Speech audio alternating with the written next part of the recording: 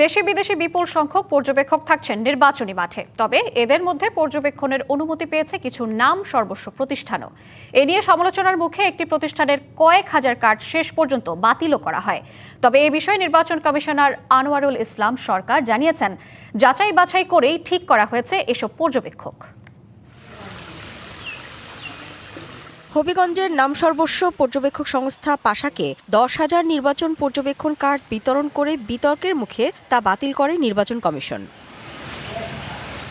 কুষ্টিয়ায় পর্যাপ্ত লোকবল না থাকলেও 5 জেলায় পর্যবেক্ষণের দায়িত্ব পেয়েছে চাঁদ মানব উন্নয়ন সংস্থা। অবশ্যই আমরা পারবো বলে আশা করি এবং পারবো বলেই আমরা দিয়েছি।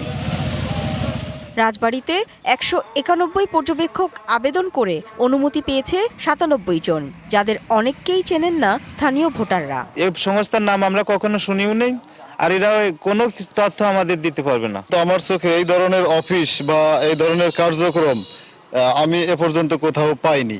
জাতীয় নির্বাচনকে সামনে রেখে মাঠে থাকছেন 540 বিদেশি পর্যবেক্ষক ও সাংবাদিক। দেশের 80টি প্রতিষ্ঠানের প্রায় 45,000 পর্যবেক্ষক থাকছেন নির্বাচনী মাঠে।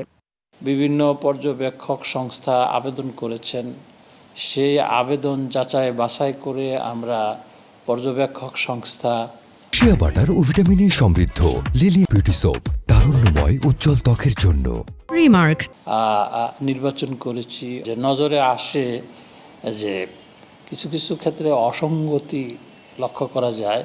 নির্বাচন বিশেষজ্ঞ জেসমিন টুলি জানিয়েছেন, নির্বাচন কমিশন প্রার্থীসহ সংশ্লিষ্ট সবার জবাবদিহিতা জরুরি। আচরণ বিধিমালা ভঙ্গ, প্রতিপক্ষকে আঘাত করা, প্রতিপক্ষের সাথে সংঘর্ষে জড়ানো, সরাসরি ডাইরেক্ট অ্যাকশনে কমিশনকে যেতে হবে। তাতে একটা না পুরো দেশে একটা মেসেজ চলে যায় ইলেকশন কমিশনের প্রতি, মানুষের আস্থার জায়গাটা তৈরি। ত্রয়োদশ জাতীয় সংসদ নির্বাচনে অনুমতি পাওয়া পর্যবেক্ষকরা কি ভূমিকা রাখবেন, ভোটের মাঠের চিত্র সঠিকভাবে দেশে বিদেশে তুলে ধরবেন কিনা, সেটি এখন দেখার বিষয়।